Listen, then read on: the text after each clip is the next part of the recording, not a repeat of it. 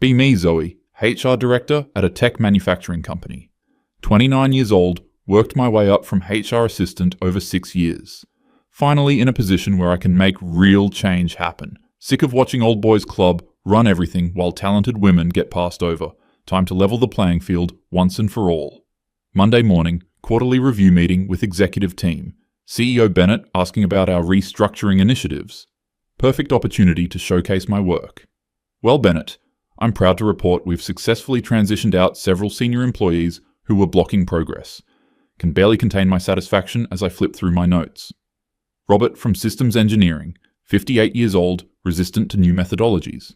Frank from Network Operations, 62, constantly mansplaining to younger female engineers. David from Database Management, 56, made inappropriate comments about work-life balance being women's issues. Watch the room carefully as I continue.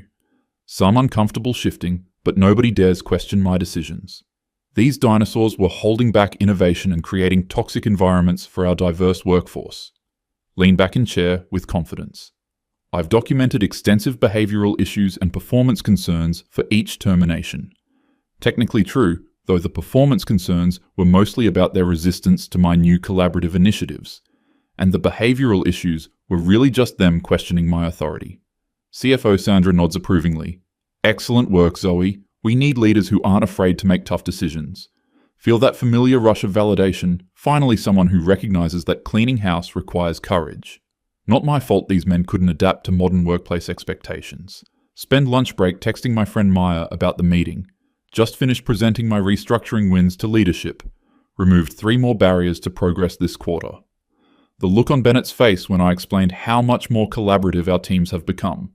Maya responds with fire emojis and, "You're literally changing corporate culture single-handedly." She gets it, unlike most people who don't understand what real equality looks like. Afternoon spent reviewing applications for the open positions, focusing on diverse candidates who bring fresh perspectives. Tired of seeing the same profile over and over, older white men with extensive experience. Experience doing what? Maintaining status quo? Creating boys' club atmospheres? Much rather hire hungry graduates who want to learn and grow. Promoted Jessica from junior analyst to senior systems role. She's 26, brilliant, and eager to prove herself. Sure, she doesn't have Robert's 15 years of experience, but experience can be overrated. Often, it just means set in old ways and resistant to innovation. Jessica brings energy and new ideas that this company desperately needed. Tuesday. Getting coffee in break room when I overhear 2 engineers talking. Don't understand why they let Robert go. He literally built half our infrastructure. Frank was the only one who knew the legacy network configurations. Roll my eyes at their dramatics. Typical male reaction to change. Immediately assume disaster without their precious, irreplaceable colleagues. Infrastructure can be rebuilt. Networks can be reconfigured. What matters is creating inclusive environments where everyone can thrive. Interrupt their conversation politely. You know, this could be a great opportunity to modernize those legacy systems. Sometimes we hold on to old processes just because they're familiar. They look at me like I suggested burning down the building. Zoe, those systems handle our entire production pipeline. Robert documented some of it, but most of the critical configurations were in his head. Shrug and smile. Then it's time we created proper documentation processes, isn't it? Spend Wednesday morning in meeting with IT discussing system transitions. Jessica looking overwhelmed as she tries to understand Robert's old responsibilities. His notes are really sparse, she admits quietly, and some of these servers, I'm not even sure what they do. Encourage her not to get bogged down in technical details. Focus on the bigger picture, Jessica. We can bring in consultants for the complex technical stuff. What matters is that you're approaching this with fresh eyes. Notice some tension in the room, but attribute it to normal resistance to change.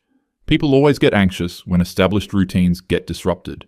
Part of leadership is guiding teams through these transitions confidently. Can't let their fear hold back progress. Thursday afternoon, Bennett calls emergency meeting. Production floor supervisor Tom looking stressed. We've had 3 separate system failures since Monday. Quality control database went down Tuesday. Network routing issues yesterday that took 6 hours to resolve. This morning, the inventory management system started corrupting data. Maintain composure while internally rolling eyes. Convenient timing for these failures right after my personnel changes. These sound like technical issues that should be escalated to IT. Tom shakes his head frantically. That's just it, Zoe. Jessica's doing her best, but she doesn't know these systems. She's been calling the software vendors, but they keep asking for configuration details that only Robert knew. Resist urged to point out that this proves these systems needed better documentation anyway. Temporary growing pains are normal during transitions. Bennett looking concerned. How temporary are we talking here? Project confidence, I don't entirely feel. Give the team time to adjust. Sometimes you have to break a few eggs to make an omelette. Notice uncomfortable silence around the table. Clearly they don't appreciate the bigger picture of what we're accomplishing. Friday morning, more urgent messages. Production has ground to complete halt. Inventory system corruption means we can't track raw materials or finished products. Quality control database failure means we can't verify product standards. Network issues, preventing communication between facilities. Jessica in tears trying to coordinate with 3 different vendor support teams who keep asking for information nobody has. Start feeling first hints of genuine concern. Maybe the transition period is taking longer than expected, but that doesn't mean we made wrong decisions. It means we need to be more proactive about solutions. Call emergency meeting to discuss bringing in temporary consultants. Consultant team arrives Monday. Spend entire day just trying to understand current system architecture. Keep asking questions about tribal knowledge and undocumented processes. Apparently, Robert and Frank and David had built intricate workarounds and customizations over years. None of it properly recorded because they were too old school to embrace modern documentation standards.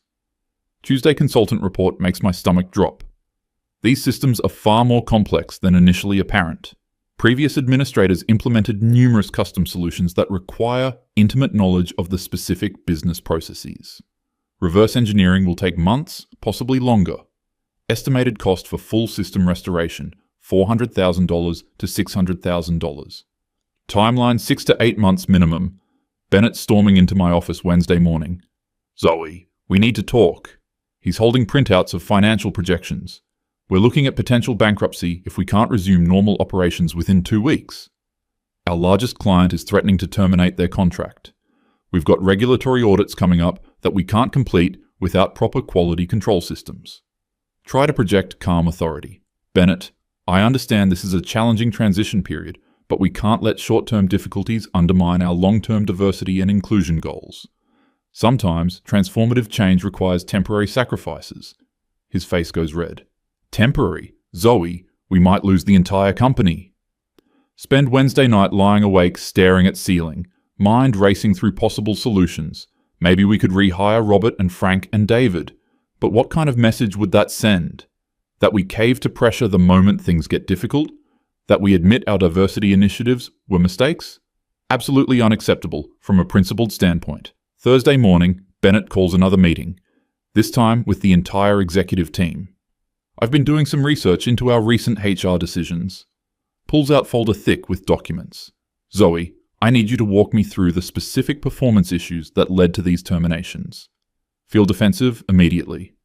Bennett, as I explained before, there were documented behavioral and performance concerns. He opens the folder. According to these performance reviews, Robert had consistently excellent ratings for the past 5 years.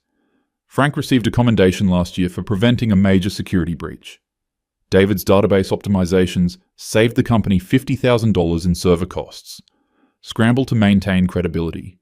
Performance reviews don't capture everything, Bennett. There were cultural fit issues, resistance to collaboration, microaggressions toward female colleagues. Technically all true, though perhaps interpreted more broadly than others might. Sometimes you have to read between the lines. Sandra, the CFO, speaks up. Zoe, did any of these men receive formal warnings or opportunities to address these behavioral issues? Feel heat rising in cheeks. Formal progressive discipline isn't always appropriate when dealing with embedded cultural problems. Sometimes, decisive action is necessary to protect vulnerable employees. Uncomfortable silence fills the room. Realize I might have overestimated leadership's commitment to real change. Clearly, they're more focused on short-term operational concerns than long-term cultural transformation. Friday afternoon, Jessica knocks on my office door. She looks exhausted and defeated. Zoe, I need to be honest with you. I don't think I can handle Robert's responsibilities. The vendors are saying we need someone with 10+ years of experience with these specific systems. They're recommending we try to get Robert back as a consultant. Feel like the walls are closing in. Jessica, I have confidence in your abilities. Don't let them intimidate you with their gatekeeping about experience. Fresh perspectives often solve problems that so-called experts miss. But even as I say it, the words feel hollow. Jessica just nods, sadly, and leaves. Weekends spent researching legal implications of our situation. If we can't fulfill contracts, we'll face massive penalties. If production doesn't resume soon, we'll have to lay off half the workforce. If regulatory audits fail, we could lose our operating licenses. Try calling Robert's number from HR files, but it goes straight to voicemail. Same with Frank and David. Monday morning, Bennett announces he's hired an external HR consulting firm to review our recent personnel decisions and recommend corrective actions. Feel like I've been punched in the stomach. This is basically a formal challenge to my authority and judgment. Bennett, I hope you're not suggesting that our diversity initiatives were somehow inappropriate. He won't meet my eyes. I'm suggesting we need to evaluate all our options. Tuesday, the external HR consultants start interviews, talking to remaining employees about workplace culture and recent changes. Overhear snippets of conversations that make my blood boil. Never had problems before these firings. Lost decades of institutional knowledge. Seemed like they were targeted for being older men. Realized some employees are trying to undermine our progress by framing legitimate personnel decisions as discrimination. Meet with the consulting team to provide my perspective. I think you'll find that the employees expressing concerns are struggling to adapt to a more inclusive workplace culture. Change is always difficult for people who benefited from previous systems. Lead consultant, woman named Patricia, takes notes silently. Was hoping for more solidarity from another woman in leadership. Instead, she asks pointed questions about documentation and formal processes. Did these employees receive written warnings about performance issues? Were there witnesses to the behavioral incidents you described? Did you follow the company's standard progressive discipline policy? Forced to admit that I prioritized swift action over bureaucratic procedures. Sometimes, formal processes can be used to protect problematic employees. I believed immediate intervention was necessary to prevent further harm to vulnerable staff members. Patricia continues, taking notes without expression. Wednesday afternoon, get call from company's legal counsel. Zoe, we need to discuss potential liability issues. If these terminated employees decide to file wrongful termination suits, we need to be prepared. Age discrimination claims can be very expensive to defend. Feel panic starting to creep in.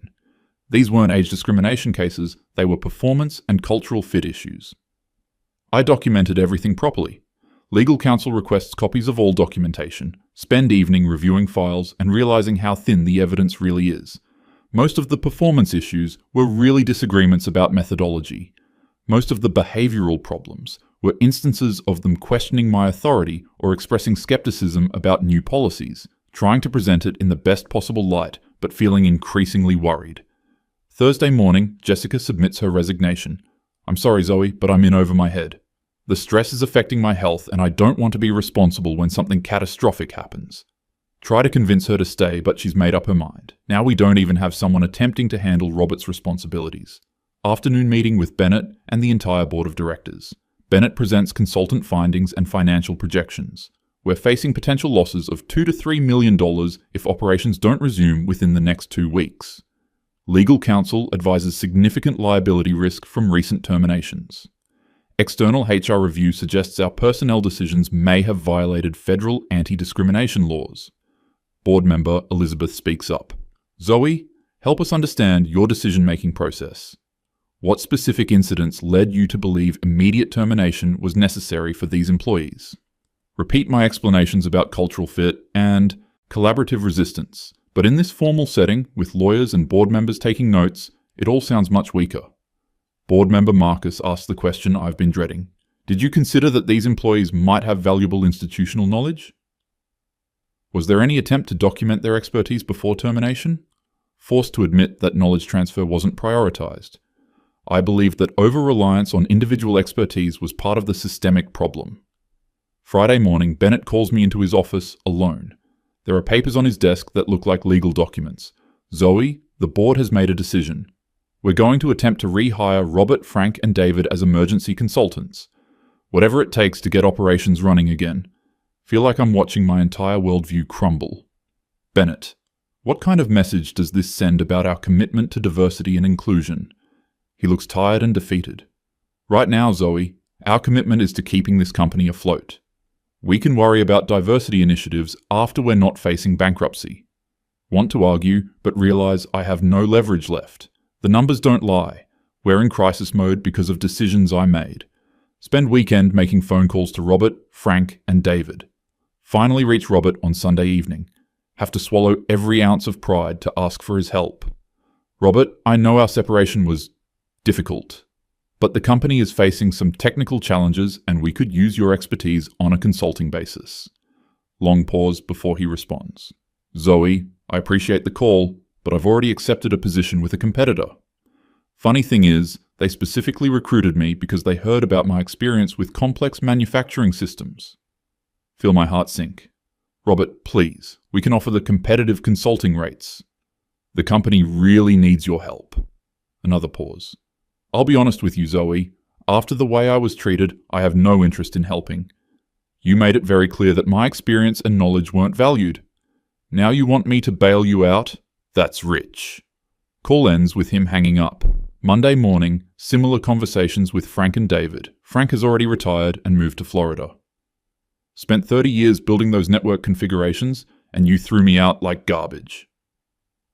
Find someone else to fix your mess. David is polite but firm. I've started my own consulting business, and I'm fully booked for the next 6 months. Even if I had time, I'm not sure it would be a good fit. Tuesday, Bennett announces temporary plant closure. Can't risk shipping defective products without quality control systems. Can't fulfill orders without inventory management. Can't coordinate between facilities without network infrastructure. 120 employees sent home until further notice. Spend Tuesday afternoon in bathroom stall crying for the first time in years. Everything I worked for is falling apart. Diversity initiatives that were supposed to create a better workplace have led to people losing their jobs. Men I thought were obstacles to progress turn out to have been holding everything together. Wednesday meeting with legal counsel about wrongful termination exposure. Zoe, I'm going to be blunt. These cases are very difficult to defend. You have 3 men in a protected age category, all terminated within a short time frame.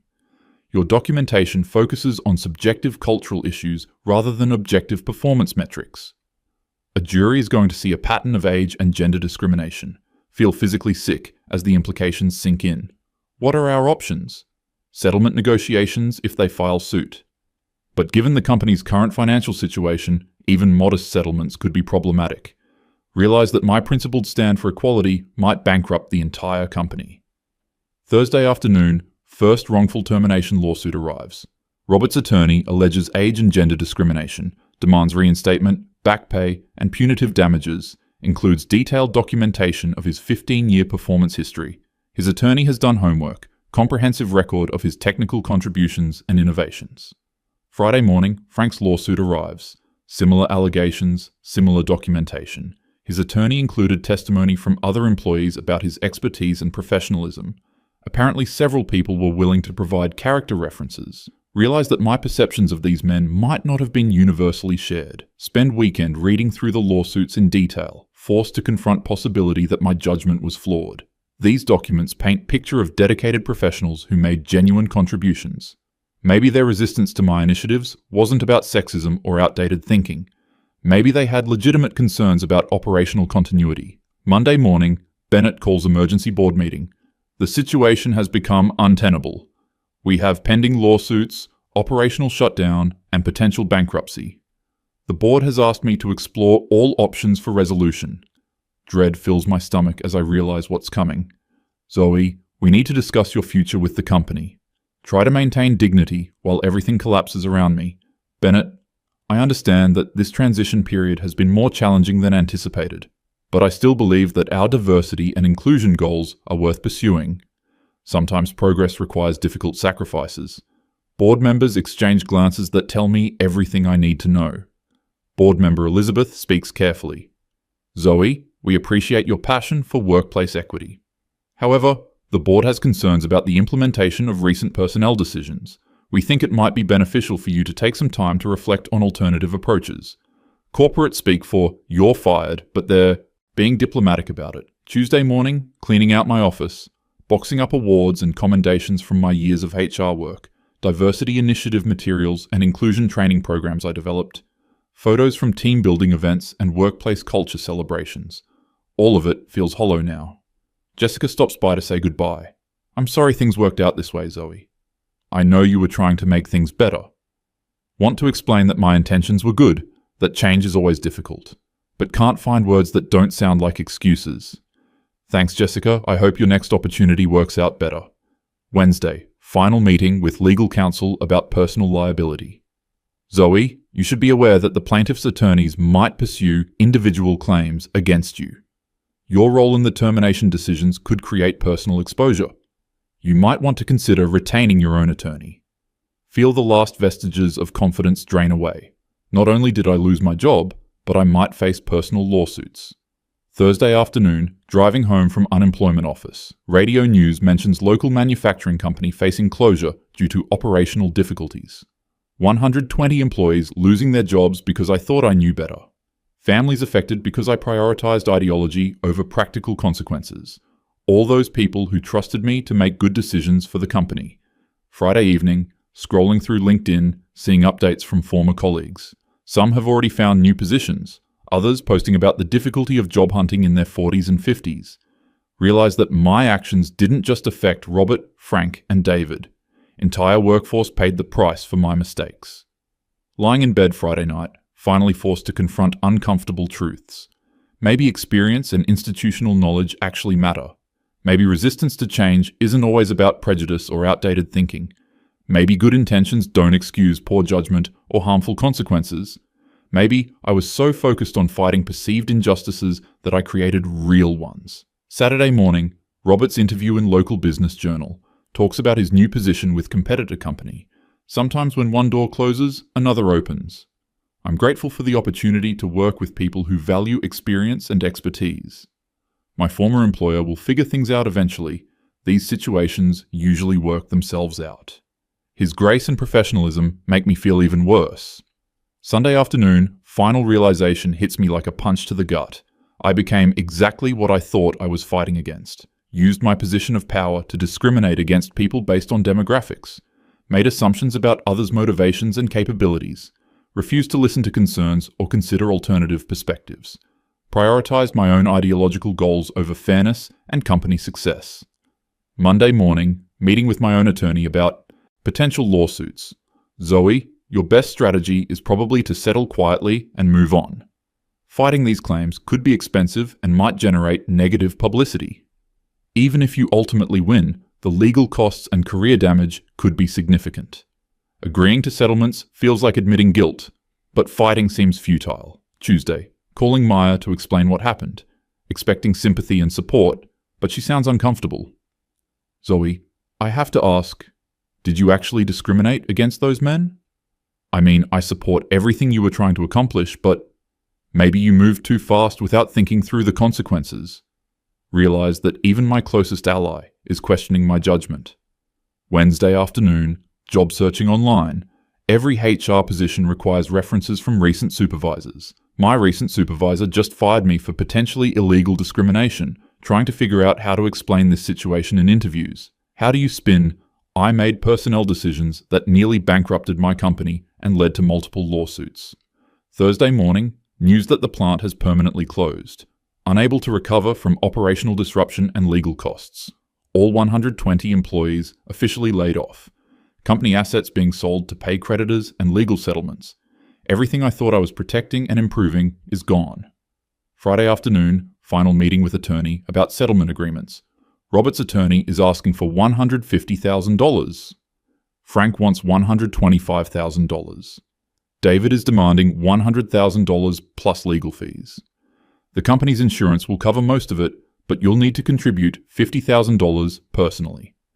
More money than I have in savings, meaning years of debt payments ahead. Saturday evening, looking through old photos from company events, images of diverse teams working together, collaboration between different generations. Realized that what I thought was exclusion and discrimination might have been normal workplace dynamics. Maybe Robert's mansplaining was actually mentoring. Maybe Frank's resistance was legitimate operational concerns.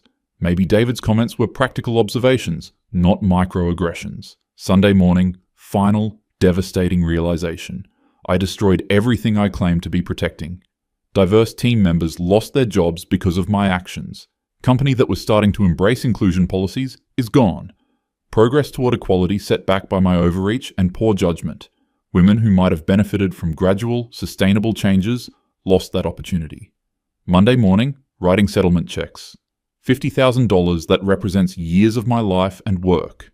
Money I was saving for a house, for the future, for security. Now going to compensate men whose lives I disrupted based on flawed assumptions. Signing papers that essentially admit I was wrong about everything. Tuesday, driving past the closed plant for the last time. Empty parking lot where 120 cars used to be. Security fence around buildings that used to hum with activity. Sign announcing the property is for sale. Monument to my failure to understand the difference between justice and revenge. Wednesday evening, finally admitting the truth to myself. I wasn't fighting for equality or justice. I was exercising power over people I disliked and disagreed with. Used social justice language to justify personal vendettas. Convinced myself that my biases were moral principles. Became exactly the kind of person I thought I was opposing. Thursday night, staring at my empty office supplies and career mementos. Boxes of materials from a career that's effectively over. Reputation in ruins, savings depleted, legal liability hanging over me. But worst of all, knowledge that real people suffered because of my arrogance. Families disrupted, careers derailed, company destroyed, community damaged. Friday morning, Robert's final quote in the Business Journal follow-up story. I don't hold grudges. People make mistakes, and hopefully they learn from them. The real tragedy is that this situation was completely avoidable. If there had been honest communication and respect for different perspectives, we could have found solutions that worked for everyone. Instead, ideology trumped practicality, and everybody lost. Sitting in my empty apartment Friday night, unemployed, facing years of debt payments, reputation destroyed, trying to understand how someone who genuinely wanted to make the world better could cause so much harm. Realizing that good intentions without wisdom, humility, and practical judgment are not just useless. They're dangerous. The worst part isn't my personal consequences.